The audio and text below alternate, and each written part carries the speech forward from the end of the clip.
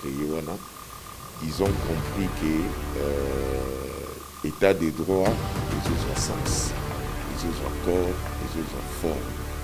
Il y en a nos bazali agité. Nous, on n'a pas un problème.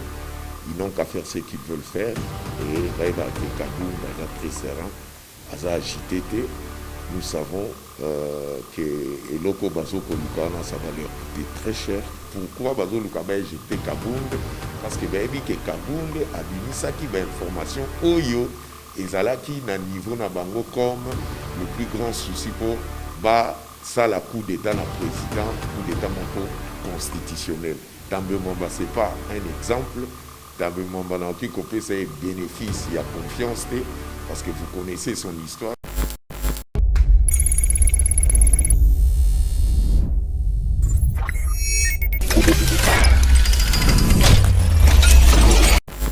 mbote ya balandi nyonso ya Yeba TV télévision boza ebele bisika nyonso ozwami bino ya kolanda Yeba TV partout dans le monde entier toza toujours wana toservi mboka tosala mosala lolenge esengeli. Merci beaucoup na bato nyonso bozalaka présent mpona kolanda ya émission na bino écopolitique ezalaka toujours présenté na ngai mwana mboka Diemexi Biemba.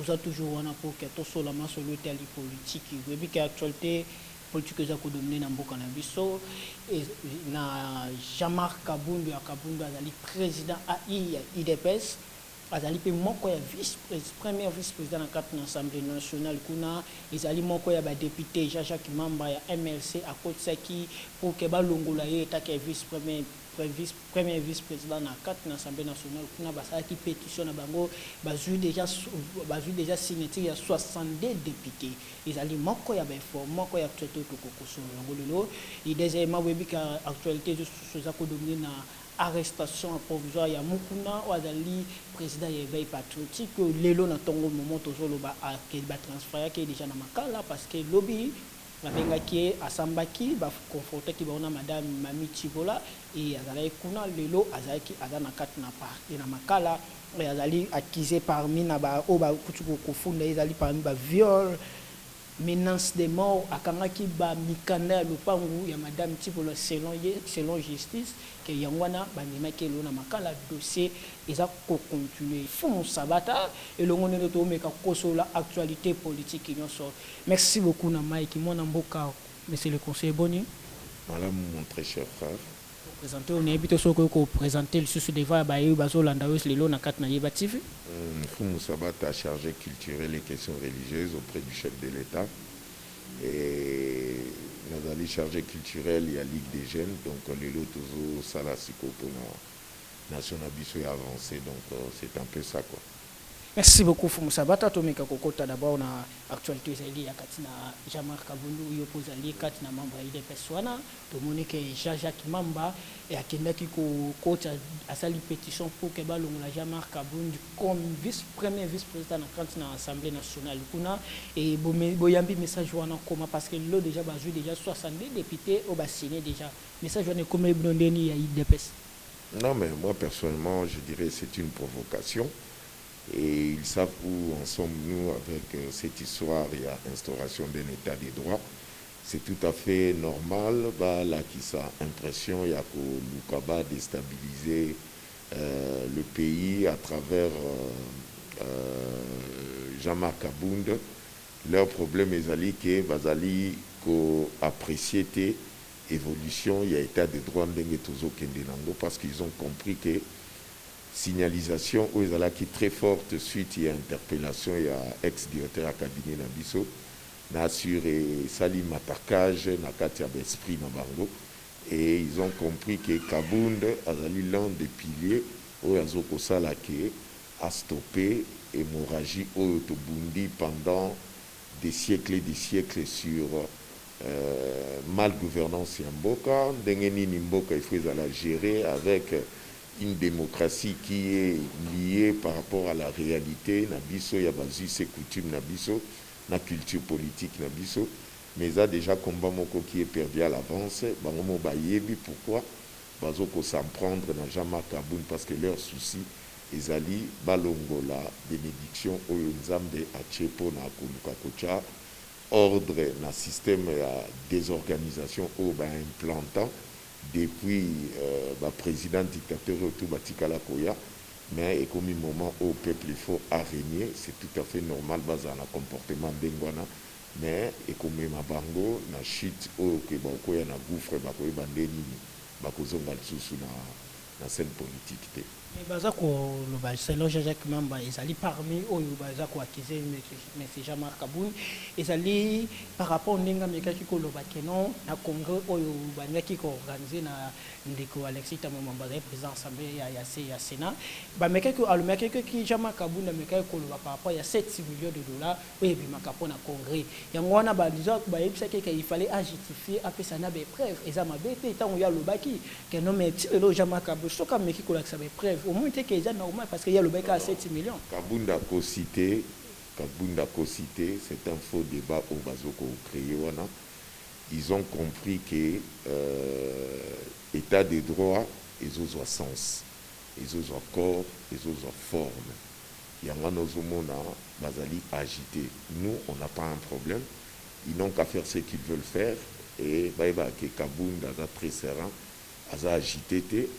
Nous savons que Eloko Bazoko Lukana, ça va leur coûter très cher parce que Nayebi capacité, il y a une nuisance au Mukishaza Nango parce que Basi va respirer qui Mukishije toujours dit na forme il y a logique wana que Mukishaza Koti Bangona Zolo Bapema qui Mukishi. Ça veut dire qu'ils ont un ordre, il y a organisation moko oezali liée à la spiritualité des okumba biso na bagafo bango bazoko sala. Donc, tant que sélection salima naturellement, ce que le monsieur en question, il y a une pétition, il y a des accès Jean-Marc Kabund, voyez-vous clairement que Jean-Pierre Bembe est caché derrière. Jean-Pierre Bembe, il y a un député national, il y a un droit qu'on sa la motion, il y a un droit qu'on sa la pétition. Écoutez-moi d'abord, sois calme. Nous avons une réflexion, et comme m'a dit à niveau au Jean-Pierre Bemba Bazali. Ça veut dire quoi? Quand il y a l'instauration d'un état de droit, ça veut dire tout cela oyo bayebi ke se comporta qui d'une manière oizali illégale bazali na ba antécédent na façon ba gouverner qui bazali na ba problème oyo ezosala ki ba fuite à capitaux salemaki ba crime économique ba crime de guerre ba crime on a tout baby qu'à la lire où vont les choses état de droit justice est comme indépendante parce que le président doit appliquer quelques articles constitutionnels au baki. Ça veut dire bazali n'a pas si on a comprendre que ce qui est état de droit et effectivité nango il y a effet à 90%. Bah, qu'on remonter jusqu'à ce que tous ceux-là qui ont fait des crimes seront inquiétés, bah, qu'on va la déférer devant la justice. Et Zaka Kate, qui est ex-directeur cabinet, Azali n'a problème. Azali, processus autour qui évolue pour montrer à la face du monde, montrer à l'opinion, montrer au peuple que le peuple d'abord n'était pas un slogan. Et ça qui toute une potion magique pour le kandengeni tokoki kosenga na ba oyo basalaki bambeba o ezalaki exemplaire te ba s'impliquer na likambo ya ko accepter que ordre il faut ekota siko bato wana nyonso bazoko luka ba croque à jambe bazoluka ça veut dire ils veulent créer des distractions basala ba diversion. Mais cela n'empêchera pas que tout évolue, tout comme placer Sengeli. Moutouna Moutou a dit qu'il a des problèmes, il a des contention avec cette population, il a des problèmes par rapport à la malgérance et Yamboka, Ayebaka qui un jour il sera déféré. Et tous ces gens-là, au Monaki Bazako Bundisa présent Fati, c'était ça la raison. Bazo Monaki Fati, aux affaires, ça veut dire, et tous ils seront poursuivis. Ce qu'on va utiliser. Manette ya papier petit na bango au bazana parlement. C'est dans ce sens-là que les autres évoluer. Ça veut dire. Tout le monde mais c'est na katiote mais c'est fou sabata tout le monde que non tant aux états de droit. So ndenge Jacques Mamba sengi ke ba Jean-Marc Kabund lunga izape na kati état de droit bino état de droit teka ke ba kanga directeur cabinet sur le commune à l'époque na bino ba simbi moko na bino to ba komi ko ba bino ke comme état de droit. Oui, je suis d'accord. Moi je ne suis pas contre par rapport à acte on a sali. C'est tout à fait normal et zandenge bango bazoko mona pour plus amples informations par rapport à la déclaration de Jean-Marc Kabound. Mais moi, je te parle de la raison pourquoi Bazoluka va éjecter Jean-Marc Kabound. Au-delà de la réflexion, ce qu'il a fait, il a activement trouvé rationnel. Il n'a qu'à continuer avec ça. Mais bon, que ça va leur coûter cher. Moi, mon problème, je vais te donner des informations pourquoi Bazoluka va éjecter Kabound. Parce que Kabound a mis ça qui va information Oyo et Zalaki n'a niveau na bango comme le plus grand souci pour ça la coup d'état na président, coup d'état moko constitutionnel. Et Kabound a démasqué, il a déclaré à sa libre déclaration moko ezali tout à fait normal pour un avantage il y a population, avantage il y a opinion. Ceux qui bango bangi va garder cap na bango, ils n'ont qu'à continuer comme ça, mais je vous dis que la sélection est en train de se faire d'une manière naturelle et la spectaculaire. Ceux qui que bondimi ango le loté, on peut s'engager raison que le koya bokumona eloko bazoluka waki komema. Mais c'est Fumusabata Bino, merci Bino pona Bino. Alexis Tamomamba Kanga, c'est tout à fait normal. Alexis Tamomamba Longwakuna Passama qui est chef de l'État, c'est normal. Mais tant que va commis contre Jean-Marc Kabound, va koye ba sort nangosko. IDPS ezali parti ezali bakoyiko toucher mututé, IDPS ezali parti ya basse parce que député azali na droit ko sala parce que Jean-Marc Kabound a de la qui ça de Alexandre be preuve na ye que non 7 millions au lobaki, c'est ça le problème. C'est tout à fait normal, ça c'est ce qu'on vous présente. Ça veut dire quoi? Il y a ce qui est caché derrière Makambo Bazosal. Kabound aussi n'a pas un problème.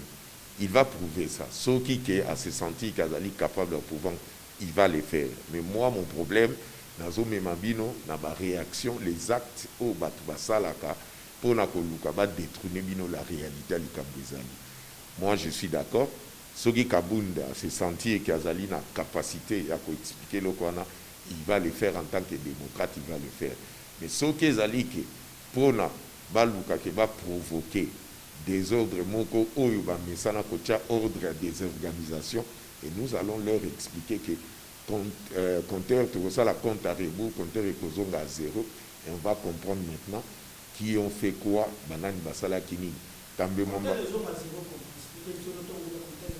zéro compteur ngo ekozonga zéro comment kasi mabe na muta banda kiti boko pousser biso to comme place esengeli makambo esaleli. Je ne peux pas tout vous divulguer par information. Je suis un homme d'État, je sais ce que je suis en train de dire, mais vous allez voir la provocation à Baluki où on va arriver à Bango. Ce qui est plus important, Tambe Mamba, ce n'est pas un exemple. Tambe Mamba, c'est un bénéfice, il y a confiance, parce que vous connaissez son histoire. Je ne peux pas être ici pour relater tout ce qu'il a fait, mais le problème est Ali.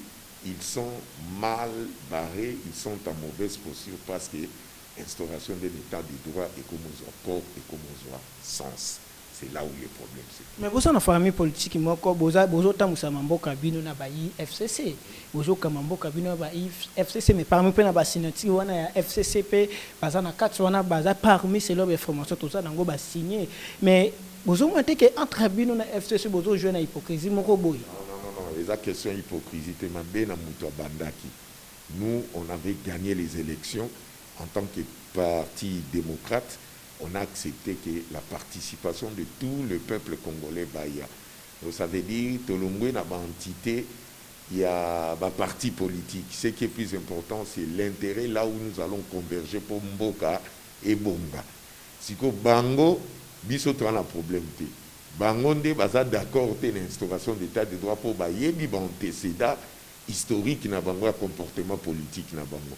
Nous on est là pour donner un sens, pour donner une très bonne figure na mboka pour mboka zo sens ndenge zalaka avant ndenge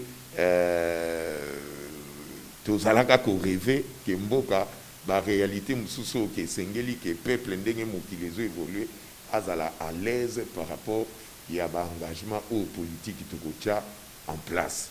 Si que Bango, Bazo Bimana, ordre, il y a les peuples d'abord. Parce que. Ordre, les peuples d'abord, parce que pouvoir réserver, ils fatigue et le président. Ça veut dire que quand vous coalisez, vous avez la coalition ensemble, ça veut dire que vous devez savoir comment Boroki qu'on travaille pour l'intérêt du peuple. Ça sert à quoi d'être là un ministre? Ça veut dire tu n'es pas d'accord avec le peuple d'abord, Olingi Ozala, Ochabiso, amorphisme, pour toi avancer. Il est clair, il faut la justice et s'impliquer dans le genre à. Et on ne veut même pas arriver jusque-là. Que les gens que nous avons donné confiance, nous montrons à la face du monde qu'ils ne veulent pas procéder par rapport à la philosophie et la pensée du peuple d'abord, parce que l'intérêt général dépendra de la manière dont nous devons travailler dans l'esprit d'équipe pour Mboka Ezala bien. Si le peuple Ezala bien, tu crois que le président, c'était que Oyaka, au télémelaka, avantage à peuple le président à la Kondengana. C'est ce qui blesse. Tu vois, donc on comprend maintenant que nous, on avait donné la directive politique pour Mboka Ezala bien. Mais bino bozo linga ba directive politique, ça veut dire vous devez accepter yakondima qui vous banabino place comme mabino parce que biso pe tozala te poto choyer bino tozala kana bino na sens que bozali wana po bolataka bien ou bien bozaba to bouti na peu perdre comme si on dit wenge non.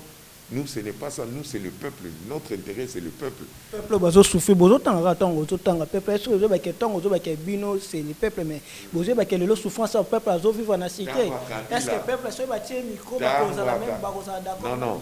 Le peuple n'a pas ça comme la grandeur, la conscience, à comprendre. Tant que Kabila, il y a encore le Bamakambouana, le peuple, a passe. Tant qu'on a tout rafatiné, comme ça, non. Nous savons que nous sommes au pouvoir. C'est notre responsabilité. Mais il y a une réalité. Niveau tokutaki mboka na gouffre ezali loko olomkate le lobito relever des fiona facilement sans bâtir que la vie temps.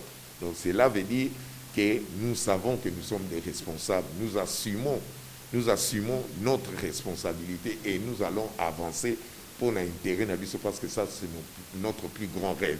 Ce qui est plus important, il y a des manipulateurs de conscience qui veulent jouer avec l'opinion pour babimisaka le problème à peuple que le peuple a souffert.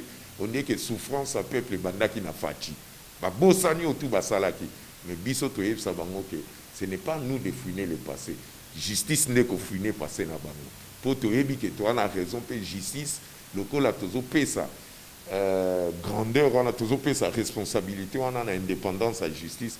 Moi je te dis que beaucoup monde andé les choses vont se régler. Les années tu puzzle tozo classé.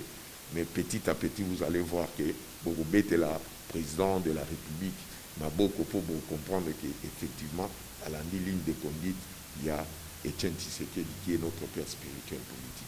Merci beaucoup, moi Namboka, Foumoussabata. Avant de chiter d'abord dans le sujet où il y a jamais Kaboun pour tout côté dans dossier à Mukuna. Le lot congolais non sur Bazolandayo, le lot même de la diaspora Bazolandayo, et tout le monde qui connaît d'autres personnes, guerre wana, ils ont qui IDPS entre d'autres camps. Mais au monde que non et pourtant c'est ça le lot que non IDPS il fait beau fan de sikamoko malgré ba problème entre bino na bino beau fan de sikamoko boyo kana parce que le lot yo au monde que non jamais kabuni côté mso comme le belaya longwa côté mso mais tant que aussi l'autre sous bino moko boza na kopana c'est ça très important grandeur à IDPS et Salima ti le lot IDPS au monde eza makasi ezali pona ndenge ba violenta chaque fois. C'est ce qui fait notre force, parce que tous sommes responsables. La violence va imposer à l'IDPS, vous savez, ce sont des péripéties au Kola, depuis le fait que Tshisekedi perd son âme, il y a des gens qui veulent donner l'impression que l'IDPS est en attaque à des autres. Nous connaissons 1,5 million qui faut pas déstabiliser l'IDPS pour pas ça la mais pourquoi le président a tenir compte? Il a coupé sa confiance dans Jama Kabundi, dans Augustin, parce que Bisso Toza va légaliste. Kabundi, c'est un légaliste. Ce qui va déclaration dans le Parlement, tu sens qu'il a un sens, il y a cause à la légale, il y a qu'au légaliser tout ce qui est déclaré comme déclaration, et ça la clair au vu et au su de tout le monde. Problème est dans l'IDPST, problème est ali, balingi va faire sa impression comme si que instauration et état des droits autres qui prôné et ça pamba toujours Toujours ça la magie. C'est bon, mon amboka, faut moussabato, azali moko ya ba IDPS. Dossier ya mokona, mon amboka. Dossier ya mokona. Le toujours le papa mokona za déjà na parquet, na ina pardon na prison ya Makala. Et mokona za accusé par rapport à viol, par rapport à menace de mort contre madame Mimi Tibola, pardon. Et akangaki ba document na ye. Yokoki koloba nini sur le temps que non le lomu kuna za nkati na prison le lomu kuna sa l'éveil patriotique madame Tibola tu ko funda ye et le lo mbala moko ke akena kati na prison centrale à Makala yoko koloba nini. C'est une grosse escroquerie et distraction neno bazo pot sabat. Mukuna ce n'est pas un saint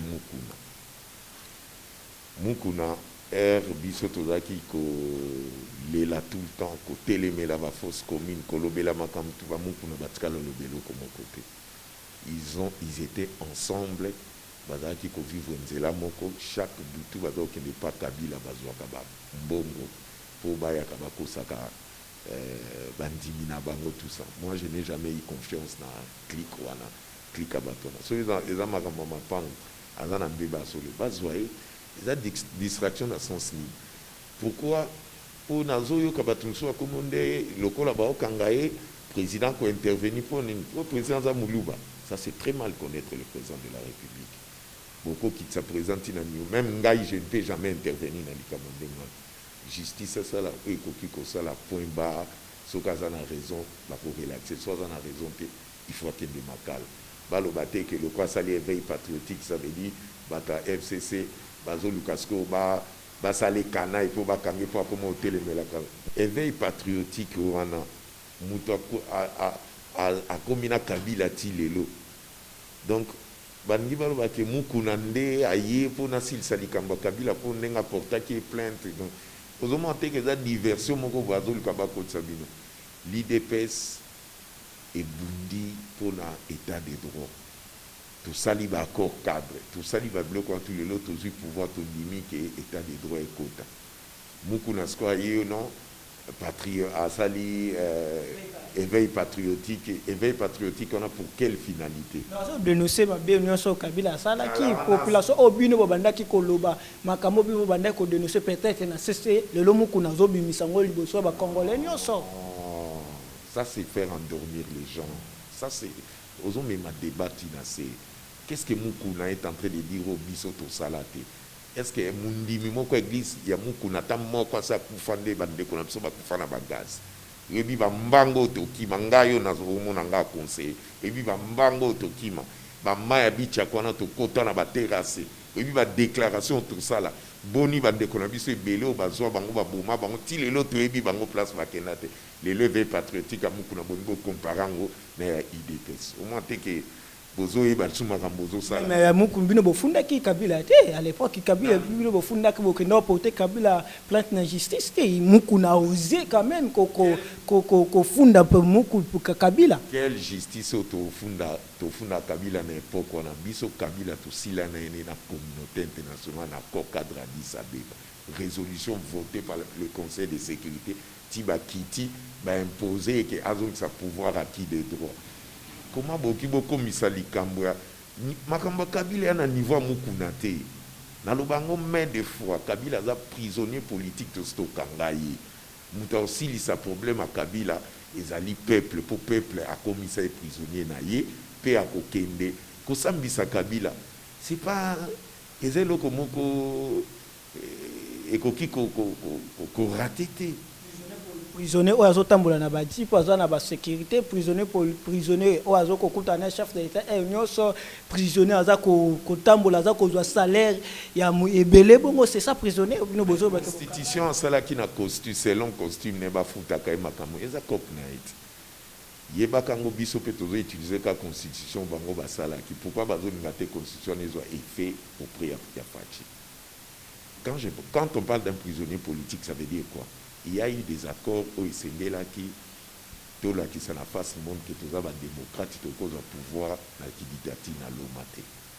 Il y a eu des accords, nous avons fait une décoration pour tout la Kisake, un président sortant, un président Zoko Kota, la sali échange la pouvoir Makamboué qui bien. Mais cela n'empêche pas que Bambe Bato Nyo Soto Asala, Bolo Bakeno, Babo Sanyango, non. Tous évolué. Et ça, je suis comprendre dans aussi côté.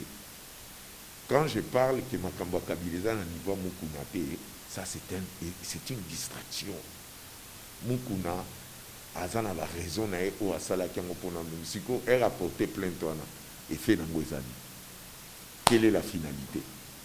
Tout ce qui a porté plainte. Oui, mais voyons voir la suite. Si c'est vrai, Bazoye Bakenene, Boniba Kanga Kabila combien de fois? Justice. Tant que mais justice, il faut la dossier. C'est ça que justice la tolo que non, justice, équitable. Est-ce que Mukuna, cause à la tana, 3 dossiers où ils ont la fausse commune et les cas qui n'attendent Kabila Zako dirigé? Aïe bien moté.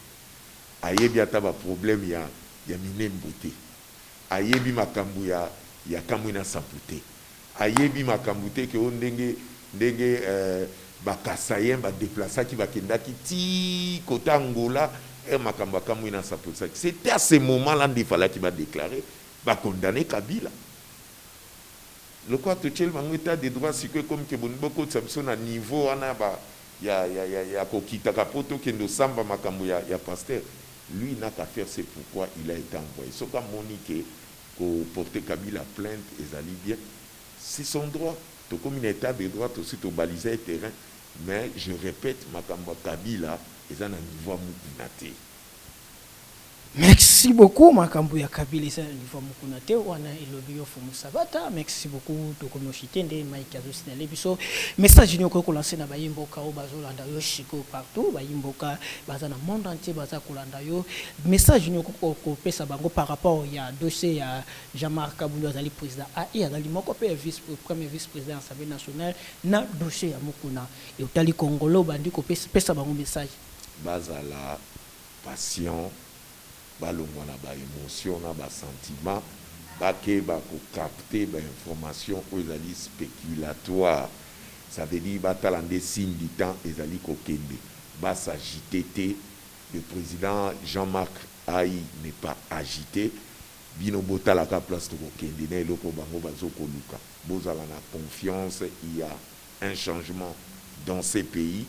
Des changements, personne ne peut l'arrêter parce que Zalina, sur le plan spirituel, que la physique, fait personne ne va arrêter ces changements-là parce que sélection, ils ont ça d'une manière naturelle.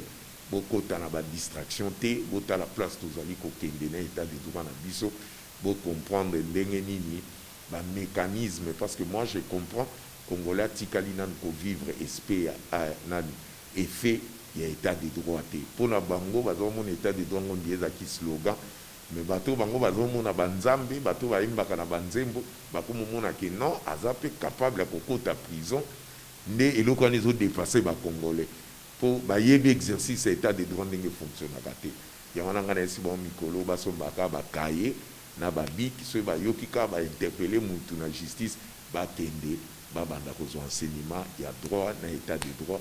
Bango on peut encore défendre même Boka sans pour autant tout la pour défendre l'état de droit. Merci beaucoup. On est aquí message ya Fumu Sabata ou azali moko ba IDPS. Merci beaucoup l'équipe pour ba TV tout ça toujours on a tout ça il a toujours Boka Mike Nassima à caméra. Merci beaucoup na DG Chadra qui na Steve Konde HD les petits génies et ou azali toujours on a so bozo na ba image moko za propre réalisation ça grâce à Steve Konde. Merci beaucoup na ba union so bolanda kabiso boza vraiment rebelle lokola papa ale na Belgique lokola les aides qui sont en Angola, bozé belé bobenga biso, maman Dorcasi, yanga maman Charlotte, on peut se faire conseil, on va soutenir biso moralement, financièrement, pas n'anionso maman Charlotte, bozé belé wana ticket kolo pambola bino. Ceux qui nous ont battu, tout le monde, ceux qui nous ont battu, tout le monde, émission Zakoya. Merci beaucoup.